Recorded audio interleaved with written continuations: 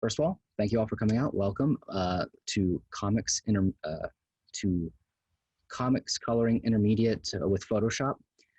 My name is Matthew Clark. I am a library service representative here at Harrington Library. Today, I am going to have my chat facilitator, Caitlin, over here, be able to moderate the chat.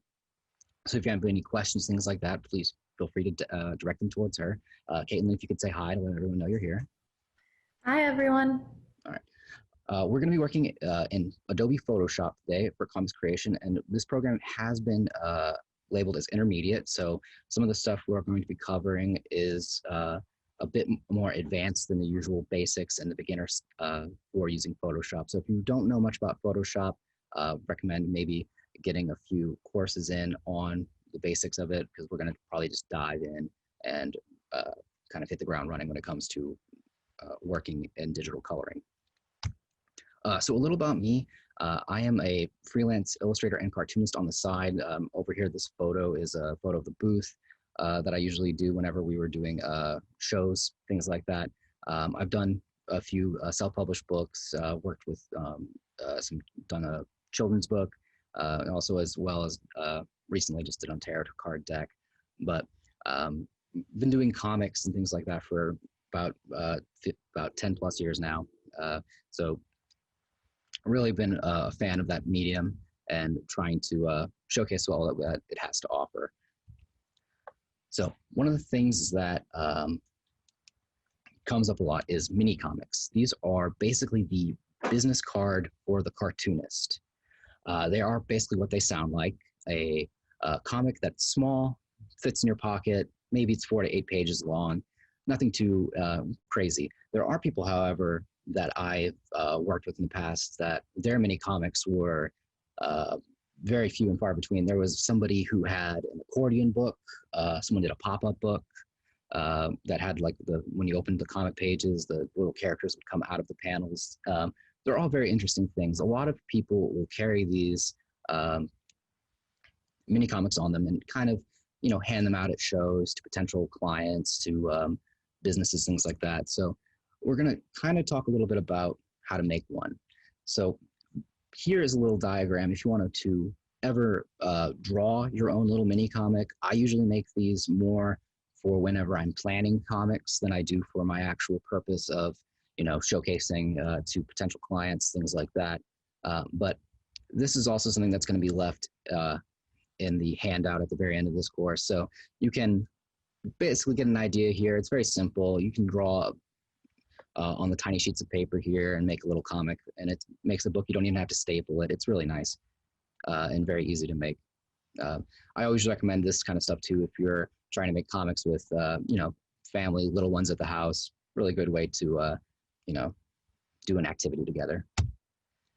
But if you're like me, you're trying to make actual comic books with the intention of printing them and selling them. So when you start working on a comic, there's about 5 things you need to keep in mind whenever you're making this comic. And this is even before you go put pen to paper or things like that. The first thing I always go with is formatting. Now, formatting is basically how you plan to present your medium. Is it going to be something that's done digitally? Is it going to be something that you're going to make a small mini comic out of? Are you going to make it a normal book? Things like that. One of the things I usually point out to is this image onto the right here. This is a way of thinking about formatting. See how they have made the comic panels look like case files from a serial murder mystery sort of style. So you want to think about that kind of stuff whenever you're thinking of formatting. How you want to give the reader your comic and how you want the people to see your 1,000-page story, which does lead us to concept and story. I usually do this part next because I think it's very important to, when you're making a book, figure out how you're going to get it to the public, because one of the things that's important about doing art is getting it to the public so it can be seen. But when you get after that figured out, going into the story, you want to figure out, setting, figure out, what is the overall theme of your story. what is the point you're trying to get across by making this comic, which does lead into the characters and setting. Characters are basically the mouthpiece for the themes of your story. So you want to think about what the characters' motivations are, while they're there, whether or not the setting itself is a character as well. There's a lot of things that kind of go into characters and setting, but you do need to be able to make a good character in order to get your concept and ideas onto the paper.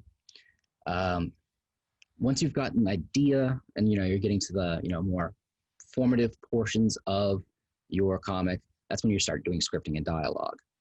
Scripting for comics is basically you'll just write it out like in a script format. Usually I do it as a play or as like a film because comics are more about dialogue and action than they are about the flowery words and the prose, things like that. So you want to make sure that when your characters are talking, that they're talking in a very believable way that kind of gives them an idea that they're just like you, another person that you can relate to. Once you get done with dialogue and scripting, things like that, that's when you take that script and you need to break it up into your particular pages. Now, when you do a comic page, think of one page of a comic as one paragraph in a prose story. That's basically, you just want to have very minimal in each page. That way it's easy to read, easy to understand what's going on. You want to make sure that the words and the actions aren't, competing with each other. So that's why it's important to do thumbnails. Basically, thumbnail is kind of what it sounds like. It's a very small drawing that kind of maps out the way you want to go about drawing the comic page. One of the things to keep in mind when you're drawing comics is setting the scene. There are a lot of comics I end up, going through, and you'll find that there are a lot of really boring talking heads because there's a lot of dialogue and all that stuff. One of the things that came into being is called Bollywood's 22 panels that always work, always. Basically, in order to help set the scene, because when you think of comics, they're a visual medium. You want to make sure that when you're drawing a scene, that you're setting a mood. You're setting a framing of like the dialogue matching the character's emotions to try to fit the scene the best way. Like if you're doing a comedic scene, you'd want to showcase the full body to showcase a slapstick kind of joke.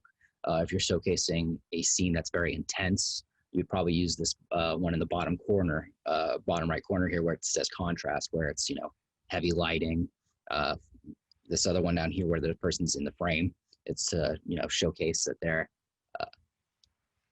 trapped in some form or fashion. So thinking of things visually while the character is talking, you have the picture say more than what the character is saying. And you want that to be a thing that constantly happens because, again, this is a visual medium. Thinking of it as like a film, thinking of it like a play, things like that are very good mindsets to have whenever you're working on comics because they're all about the visual medium being portrayed, in prose. So the main reason of this course is coloring comics. Now, you may be asking yourself why color comics, or if you've ever perused a comic shop or a bookstore and seen a comic for superhero comics specifically and opened it up and been fairly confused, you're not alone. Most comics for superheroes particularly are colored pretty poorly, especially during the 90s. There was a time period where we only had 26 colors for comics. But then during the early 90s, that's when we started getting better printing technologies, better computer technology to actually, color comics using gradients, Photoshop, things like that. And so they were like, well, we need to, as much color as possible because, we want to showcase all the things that we can do. And it ends up usually being a kind of a muddy mess. Color is supposed to guide your eye through the comic. It draws readers in the sense of like you using vibrant colors does draw the reader in, like they do with those superhero comics I just mentioned. However, when it's just too many colors competing with each other and color theory is just out the window, it kind of averts the eyes and makes you think, oh gosh, I don't want to look at this. I also prefer using color whenever I want to evoke emotions. Case in point, off to the right, far right page, we have a page from Batman Year One by David Mazzucchelli and Frank Miller. This is a very good comic. I highly recommend it if you're looking for good Batman material, at least. If you see the scene here, the scene is colored very well to help you, see what's going on, that there's a fire going on behind Batman as he's falling. It kind of helps you understand what's happening in the image. Whereas if it was black and white, a lot of these fire, all of this other stuff would be kind of hard to understand. So that's where color helps guide your eye through the page and help you read a little better, as well as add a little bit of emotion to the scene because, it's all these warm colors and striking, but they're muted at the same time colors. And that set like a scene at the time of day, very moody. The one to the left of that, this is a comic, Matt Fraction's Hawkeye. Now, this comic page I've chosen was because the color kind of helps you see what you're trying to see, because without it, I don't really think you would know where your eye's supposed to go, what is actually happening in the scene. It looks like it's a very confusing scene, but thanks to color, it allows you to kind of break up each panel and kind of focus in on what each panel is trying to show you. So color is made mainly to help you see what's happening in the picture and help guide you as you read it. Now, comics are also, as I talked about, they do have a bit of prose in them because characters do talk. One of the things that's at your advantage as someone who does mostly traditional hand lettering, you're allowed to and able to easily create a voice for a character. One of the examples I have here is from David Mazzucchelli's Asterius Polyp, where the main character is an architect. So you can see how he's drawn using architectural lines, very analytical curves, things like that. And his speech bubble is a square to showcase that he is a very rigid, stern individual. They also used fonts that are used in architecture specifically, whereas you see the other character on the other side is drawn in a much more flowy, vibrant, artistic sense. The way to help showcase characters, giving them a voice, is by changing their dialogue and their speech bubbles. There are many ways you can go about doing this. Again, like we have the square here. You can change up their speech bubble to be much more, floofy. The hand lettering can be done, to be much more wavy. It can be done in cursive instead. Ways to, help give each character their own voice. I personally prefer hand lettering just because of the fact that I think or feel that I like being able to have more control over that. Digital is fine. I find, though, that with most fonts that you get from Photoshop, InDesign, things like that, you tend to find that there are errors in the kerning and the way that the lettering itself is formatted. And it's a lot harder to move around in your speech bubbles when it's digital. So digital's fine. I personally just don't prefer it. So lastly on this though, sound effects are a very interesting thing to talk about because in American comics, we don't really use sound effects as much just because we only think of the, the usual, the bam, biff, bang, kapow sound effects. And those ones you usually think of Roy Lichtenstein paintings. And that usually doesn't ever come up in American comics as much. Not as much as it does in Japanese comics and manga, where they'll use sound effects to help frame an image. So thinking of sound effects in that regard is instead of being there to make the sound effect for you, as opposed to being something to help frame the image and help you, format your pages a little better. Something to think about too whenever you're drawing. All right, so I'm gonna do a quick turn over to get the demo ready. Give me one sec here. I'll showcase to you some of the basic stuff when it comes to digital coloring for comics, things like that. So give me one sec. All right, so we have here a page I've worked on recently.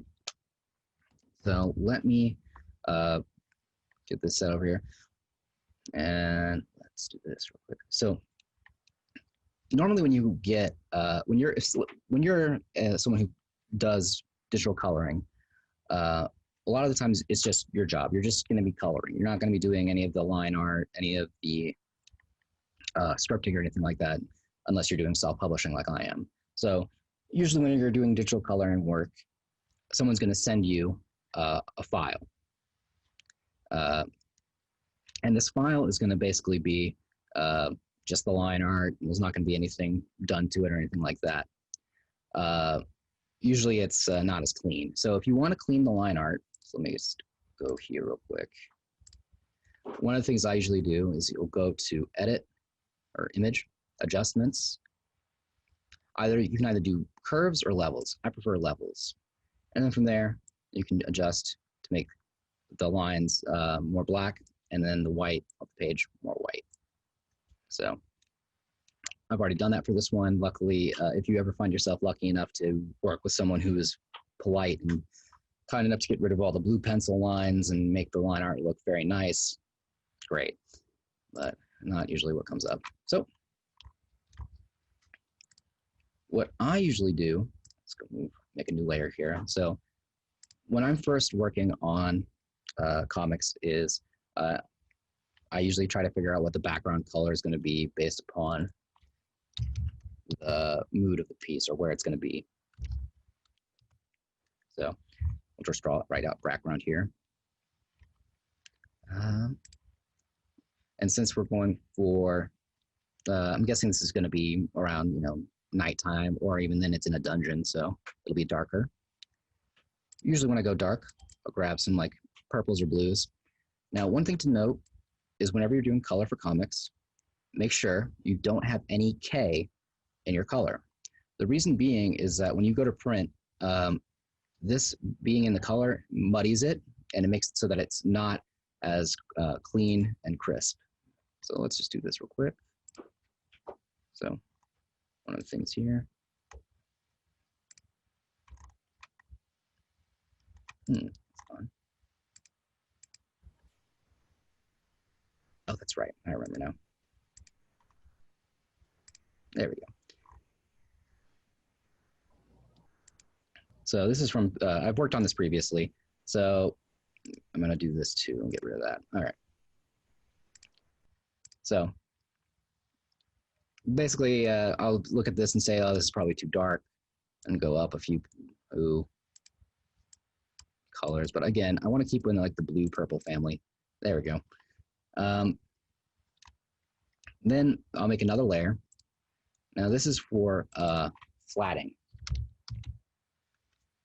Let's try that again.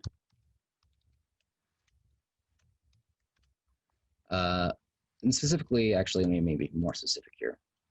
I want to do my character. So we'll do character here. And what you can do actually, this is actually the easiest way to go about it. I'm actually working right now on a Wacom tablet. You can actually do this with a mouse too. It's not preferred. In fact, I'll show you how to do it with a mouse. Right now I'm working with a mouse here, and you can kind of just go around your character.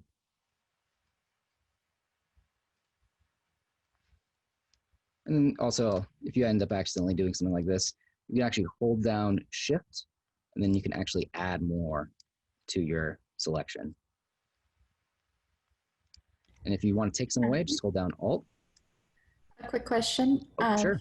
What tool are you using to select? This is the Lasso Tool. So up here in the corner, it's just the Lasso Tool. You can actually hit it with the keyboard shortcut L, and then it'll bring it up for you. Thank you for that. I forgot to mention what tool I was using.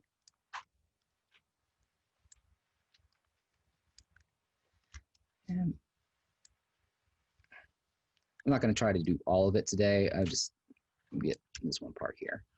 So basically you do that, and then with just the paint bucket tool, you can grab any color. Usually when I get started, I just kind of pick a color at random, just so that when I work on the character, so because we're going to do the character 2 here.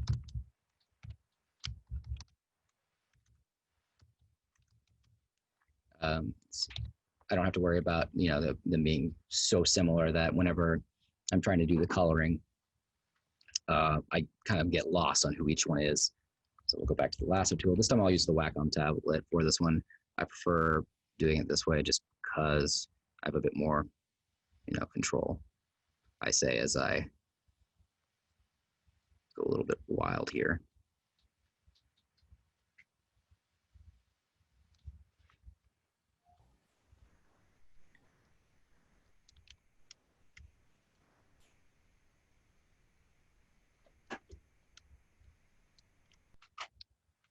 Yeah. And then just paint bucket again. Change color. I know I used like a gold on this guy, so we'll do that like that. You can also do just using the pencil tool, which is basically just a normal, you know, thing to draw with. If you want to just kind of, you know, carefully color like so. I prefer the first method I showed you, where I go around with the lasso tool.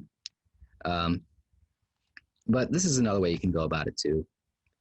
The reason I use the lasso tool is because whenever I'm using the pencil or the brush tool, sometimes you'll be doing like this, and then you'll try to fill it in, and then you'll say, oh no, I left a little spot there. It's not even usually this big. It's usually much tinier. That's so you can't see it. And then I probably fine. No, I didn't. I actually did a good job. Good for me. But yeah, sometimes you'll find that you'll have just small spots that you miss, but by doing it with the lasso tool, you're guaranteed to never miss any like small particles here and there. So Control 0 here. So yeah, if you ever want to get back, so if you find yourself zoomed in and you want to see what you've done for your whole screen, we'll just hit Control 0, brings you right back to the whole screen there. For me, also the hotkey I'm using to zoom in, it's just Control or Command if you're using a Mac, and then plus, and then it'll just let you in. So let's move on real quick here. So I've got my character flat. Let's say I'm done with my flats. We'll just say, for the sake of argument, just all pretend here. I'm going to actually change the color of this character because her actual color, her skin tone, is a little bit more mocha. Go with that real quick. So now comes the tricky part. We actually have to start sectioning off our character for all the different details that they have. So I'm also going to fix some stuff here real quick because even though I know this is not particularly something we need to worry about, it's just something that bothers me, therefore I want to fix it. So when you get to sectioning flats and you're kind of worried about whether or not you're going to color over top of it, so let's get a new layer here. So if you're wanting to go color something, let's go grab pink here, and you're trying to color, and you want to make sure it doesn't go outside the lines, you can do this one of two ways. I prefer the Alt, creating a layer mask.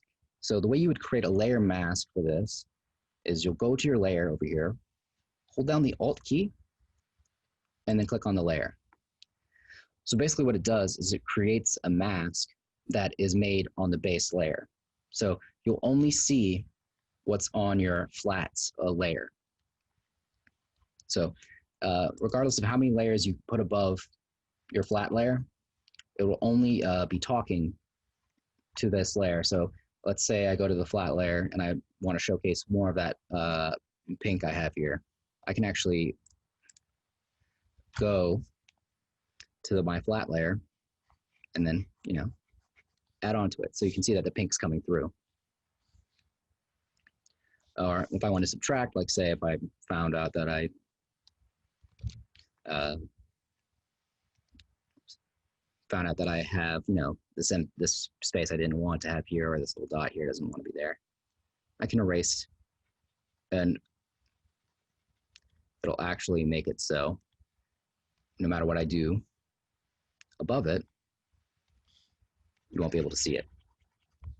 It's very nice. It's a very helpful tool whenever you're trying to flat characters, get the nice, clean, crisp, not having to worry about color coming off out of the lines, things like that. It's great. I very much find it to be very helpful whenever I'm coloring.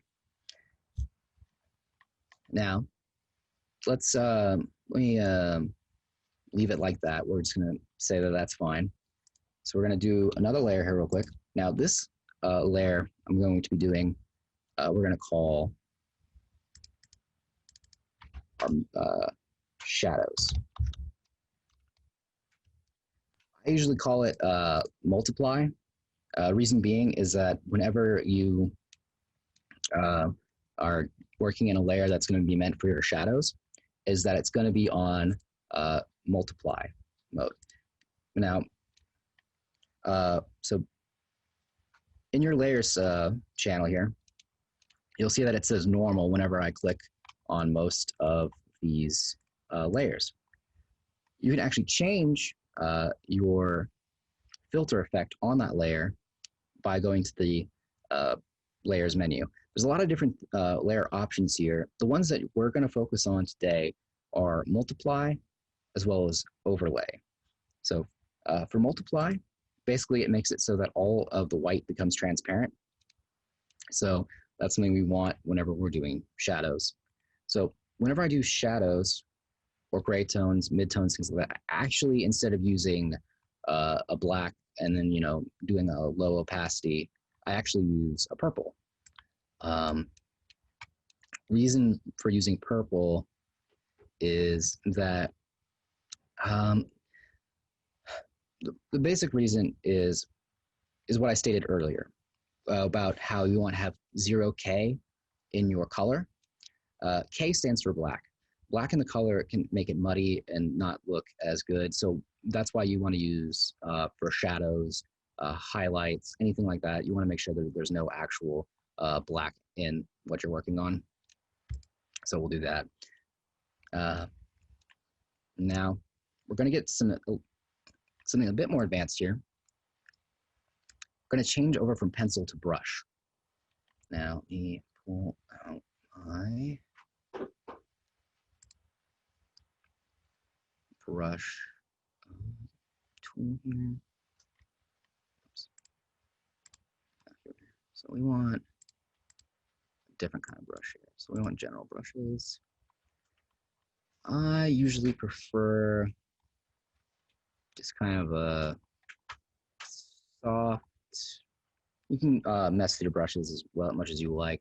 This is pretty much what I like here, is this kind of one in here. So we'll change it to that.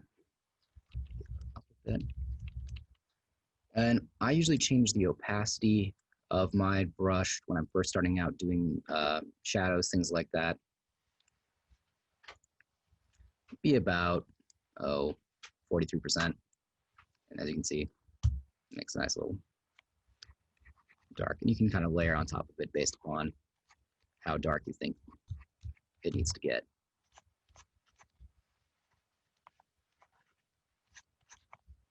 And yeah, basically kind of go over top of this until you feel you're satisfied with how it's shaded. Again, you don't have to use the brush I'm using right now. There's plenty of different brushes, and it can be kind of intimidating on which kind of brush to pick. But that's for you to decide. I kind of err upon the school of thought that when it comes to drawing comics and coloring them, there's no real wrong tool for it. It's just that as long as you keep within the parameters of, no black in the color, making sure that you stay within the lines unless it's meant for a specific reason. You do you, it's your world. So what I also do too is if I ever get too dark on my shadows, what I'll do is you can change the opacity of the layers themselves. So if I feel it's too dark, I can just down the opacity a bit and, I'm like, oh, that looks nice. If I feel it still needs to be a bit more, messed with, just fill it in, things like that. Yeah, there we go. Lastly, another thing I'll do is the highlights. So we're going to make another layer, Alt, click it.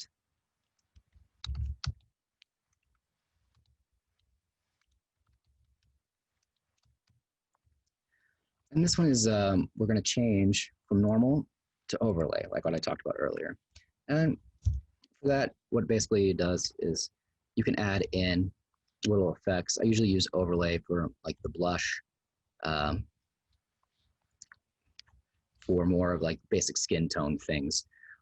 If you want to, you can pretty much mess with it however you would like.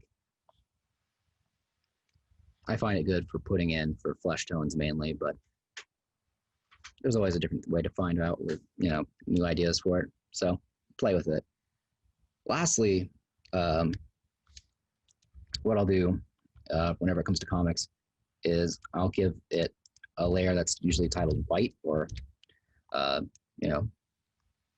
highlights or like things like on the skin whenever they have like a little reflective light, I guess is what I'm looking for. Is the word I'm looking for. So like, because we have a character right over here that has, a flaming axe. So we'd probably want to put, probably actually grab the white color real quick here. Hold on. So, something like that to kind of go around. Also, if you're ever thinking that your brush is not the right size, there is a keyboard shortcut. The little brackets underneath your plus and minus side will actually change how large or small your brush is that you're working with. So, yeah. But things like that. Are there any questions right now? We do have another question. Sure. Someone has asked about why you have these different elements on different layers, why you can't do the shadows on the same layer as flatting. So the reason I do them on different layers is basically, so when I'm working on, if you're working on the same layer, it's very hard to go back and make edits. So let's say, because especially when it comes to sectioning your flats off, I kind of just went willy-nilly on this one. We're gonna just, I think it's a little easier if I show you my actual finished product here. Okay, so we'll go with this character real quick here.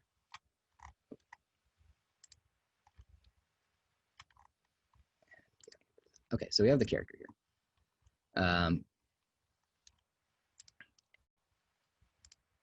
Let's say that you're, actually, like, let's extend this right here because there's a lot of layers on this character.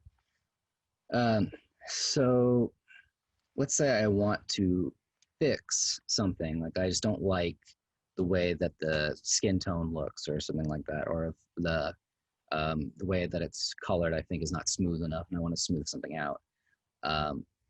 If it's all one layer, I can't really go back and edit it without being destructive to the entire image. So by pick and choosing which layer I think needs fixing, makes it a lot easier for me to go back and fix it, as opposed to having to constantly worry about what's, constantly having to color pick to make sure that's correct. Also, it's just much easier in the long run for coming back and fixing things. Because when it's all one layer, you can't really fix it. Not very well, at least. Like, say I found out there was like a small dot that needed to be fixed. Like, that's probably fine if it's all one layer. But if it's some, like, massive rework that needs to be done, it's better to just go into each individual layer and kind of add on as it goes along. Does that answer the question?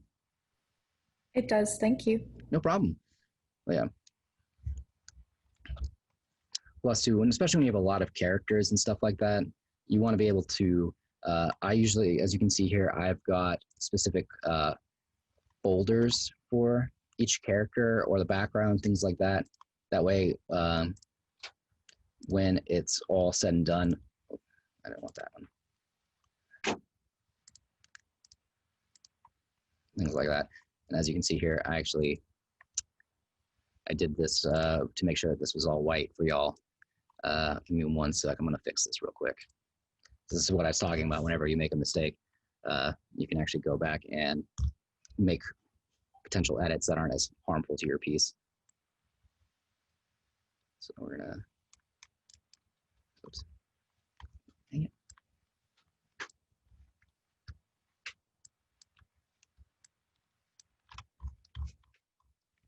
Do this real quick here, y'all. Bear with me.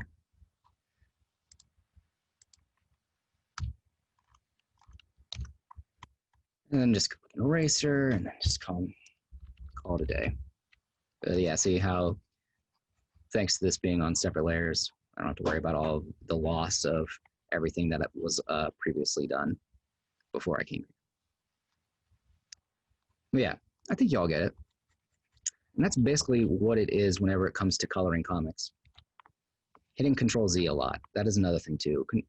If forever you are wondering how to undo, Control Z. That will always be your friend. It is a wonderful shortcut. Bless the person who ever made it. All right, but you get the idea. So I'm gonna fix this later. We're gonna move on to everyone's probably the more favorite portion of this program, and that is to talk a little bit more about the actual business, making a career out of comics, that sort of thing. So to start, this person that I've got an image of is Will Eisner. He is credited for creating one of the first graphic novels called A Contract with God. It is a very, very good book. I highly recommend reading it. He also did The Spirit, which was a pretty popular comic franchise. And for those of you who are fans of comics, things like that, you probably have heard of the Eisner Award. It's named after this gentleman right here.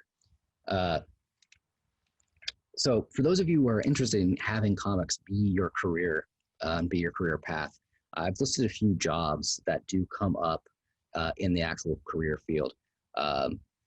One thing that you should probably are interested in when you see that list is that there's a lot of variety in what you can do, because comics in America specifically is, and more in Marvel and DC than in any other business, is sectioned off, and they have a team who works on a comic that comes out every 2 weeks.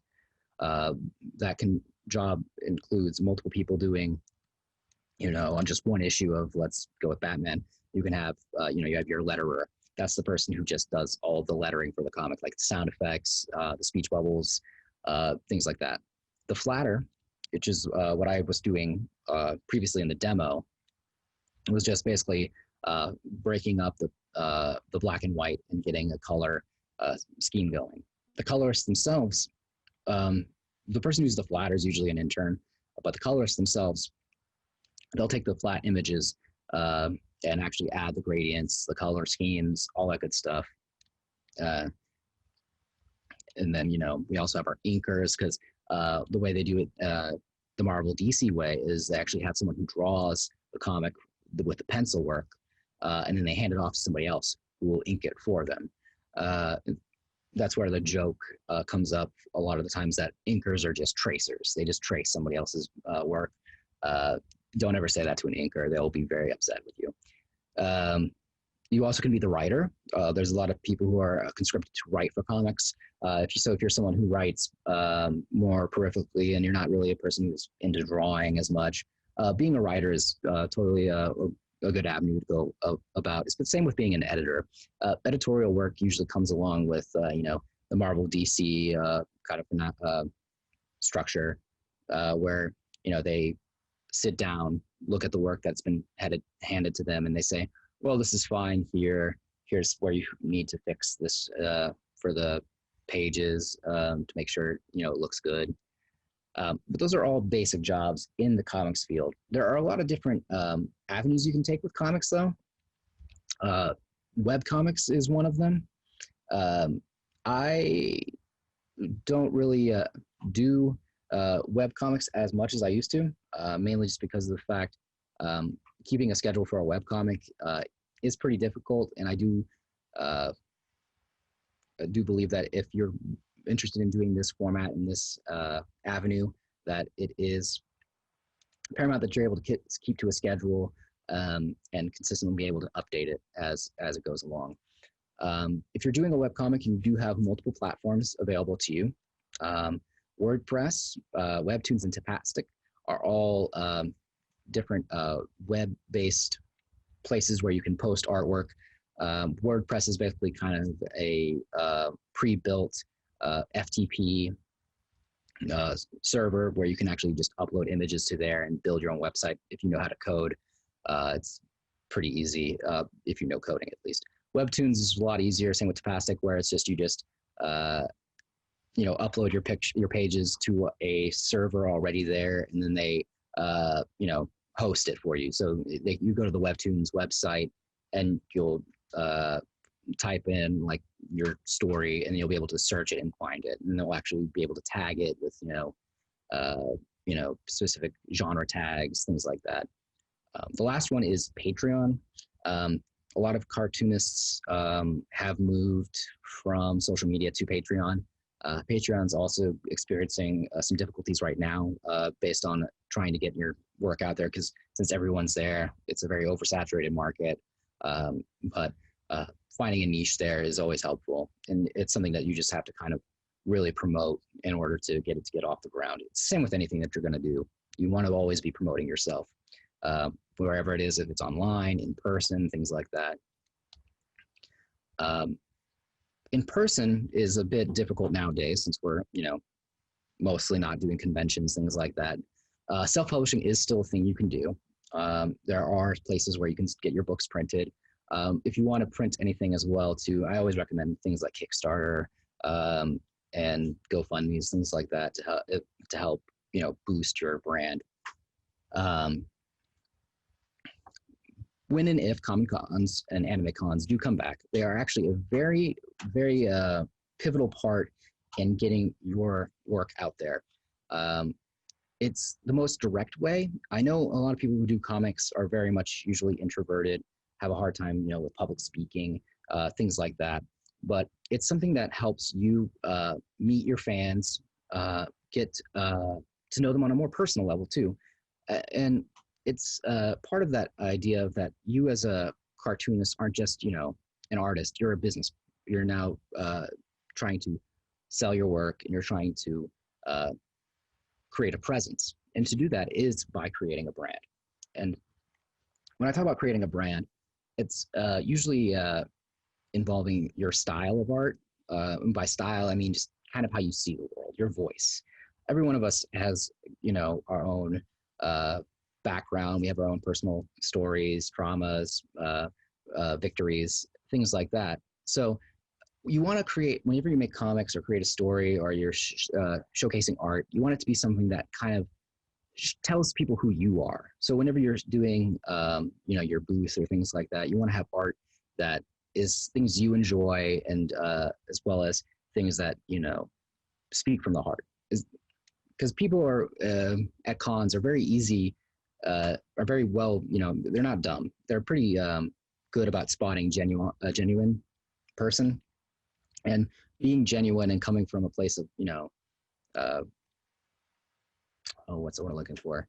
Coming from a place of good faith is a good way to help create a brand and help, have a good interaction with your fan base. Outside of the con scene, and there are plenty of cons, by the way, that you can apply for that are local. If you're watching this from Dallas, there's plenty of cons in the Dallas area that you can apply to. But if you're trying to get past just the con scene, things like that, there are places where you should be posting your work. I've got a few of them here. If you have any questions on these ones, feel free to let me know. I'm more focused on where you should go to get your stuff printed, because printing is very important in terms of like if you're going to make a product, things like that, and you want to know where to go to print on the cheap, usually for business sake. I've got a list here. The Cat Print website is pretty good. They also offer alternate ways of printing your material. So if you wanted to put like hollow foiling and things like that, if you want to print stickers, they'll print it for you. If you're looking for someplace that's a bit more local, the Print House is over in the Frisco area off of 121. They print pretty much anything, banners, t-shirts, all that great stuff. Vistaprint, they're much more on the cheaper end of the spectrum for printing. I found that their business cards that I've printed from them to be very low quality as opposed to Cat Print's printing, but they are a lot cheaper. So if you're just starting out, Vistaprint is totally fine to work with. Same with Staples, FedEx, and any other office supply store. They usually have a printing place where you can bring your own USB flash drives and they'll print things for you. The last one is a local place as well. It's in Frisco. It's Trailblazer Press. They are specifically there for printing books. So if you have any books you want to print or anything like that, they're the place to go to. I recommend them. I cannot recommend them highly enough. They've printed multiple of my art books, small art books, things like that, and the quality is great. I'm blown away every time I go see it. The last part, speaking of, we talked about being introverted and things like that. There's a lot of parts of getting into and breaking into the comic world that do require the old-fashioned cold calling, cold emails, I guess is now what you would use, of just sending your work into publishers. If you want to go through the publishing route as opposed to doing self-publishing, these are the people that actually have open submissions. Currently, no one is actually accepting in-person, approaching. They probably, at least want you to stay at least 6 feet away before you hand them your portfolio. But those companies, Oni Press, Marvel, and DC, they have they're usually at a lot of shows, a lot of conventions, and they usually like it when you talk to them. They're very much about the, human connection before going on through the pipeline, things like that. And these aren't all of them. I don't have the entire list, and if I did, it would probably be a bit too long because you'd be surprised at how many small indie comic companies that are out there.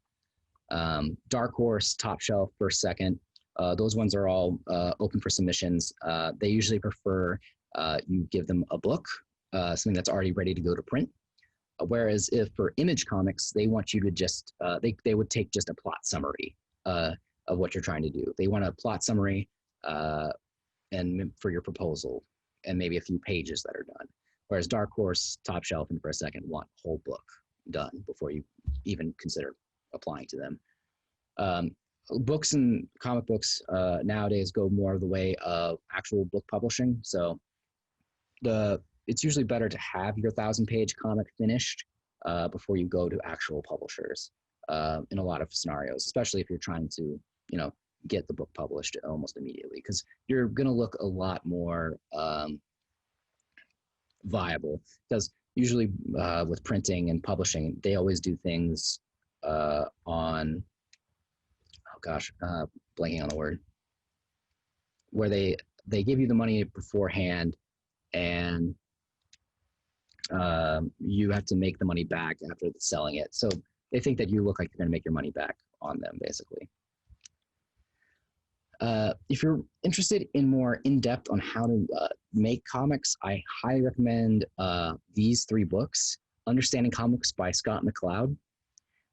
Scott McCloud is a pretty smart dude. I don't really there's one of his books I'm not a fan of, but most of his books about comics are great, where it talks about why you do the certain things you do and how we as people actually on a cognitive level look at comics. It's very in-depth. Drawing Words and Writing Pictures by Matt Madden and Jessica Abel. Those ones go more into the business side of doing comics, especially web comics.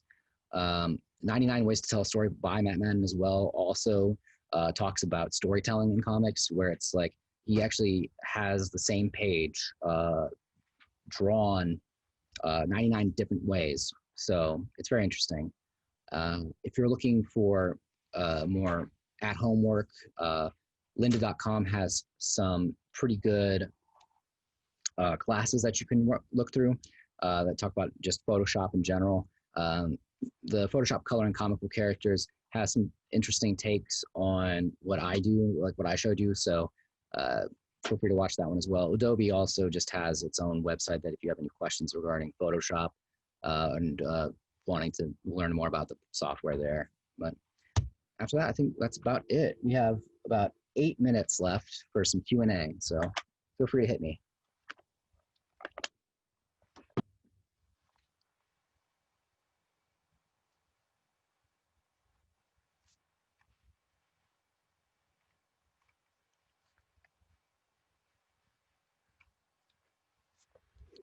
Are we good?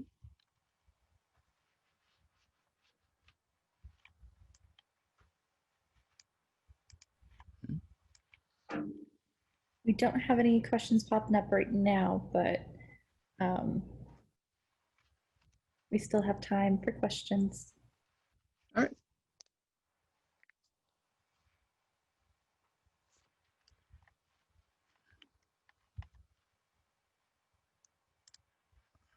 I'm going to go back and fix this real quick.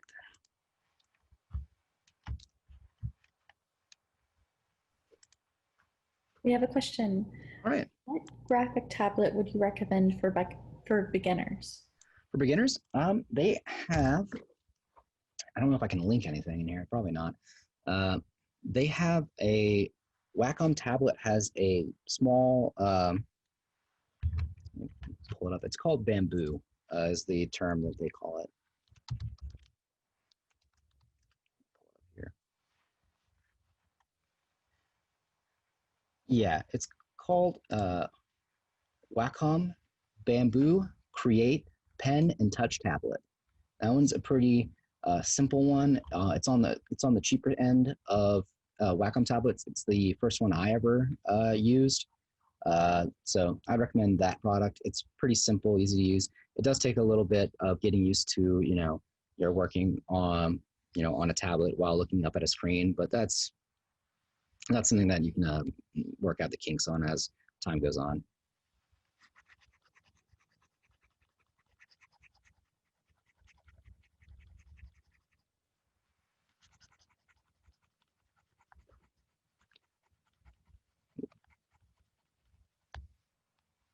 Luckily for me, though, I actually currently now work on a Cintiq, which is really nice.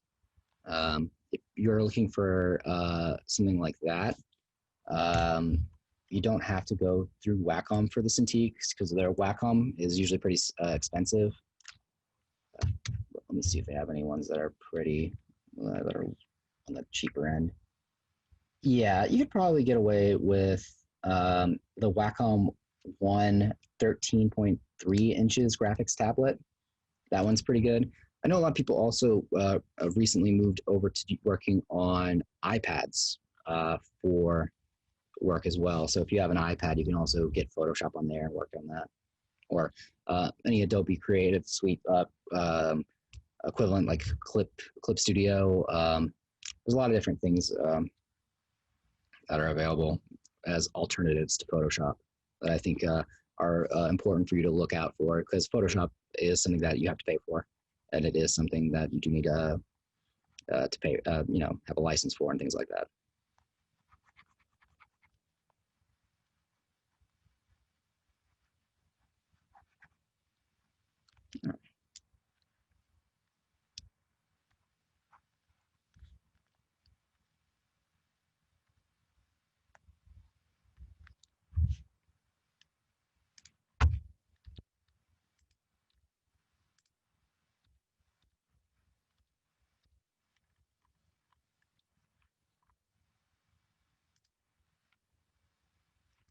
All right, is there any other questions as we begin to wrap up?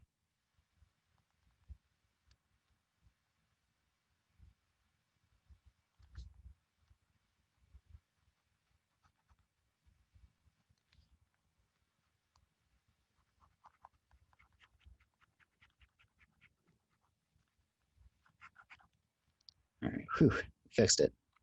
It's gonna worry me all day. About all in all, how long does a full page of coloring take you? Um, if I was to combine all the time I actually spent working on the page, I'd say this took me about 6 hours, I would say, on the coloring portion. For the actual penciling, inking portion, you probably add another 3 hours onto that. This page was just taken out of context from another chapter I was working on. So I would say, all in all, it's like a full day's worth of work. Thank you. No problem. All right.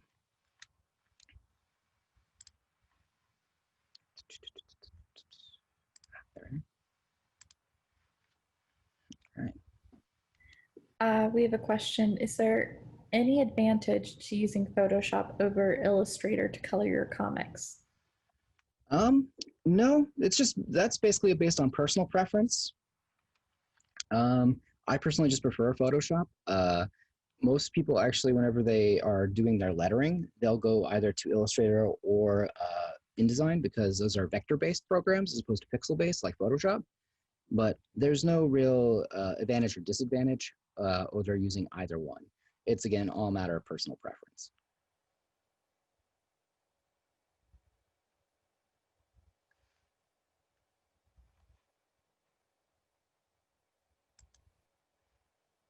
What app would you recommend for an iPad? iPad. I'm really bad at. I don't have My iPad is actually cracked, so I haven't been able to use that for forever.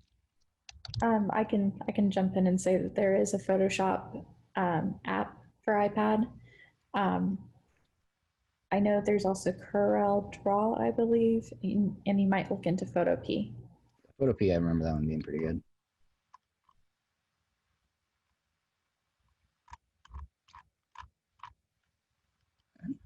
All right. I guess that's all the time we have for today. Appreciate y'all for coming out. And then if you need anything from this program, the handout will be made available at the end of it, as well as a copy of the recording. I think that's about it for us. Appreciate y'all for coming out once again. And we will see you at the next program.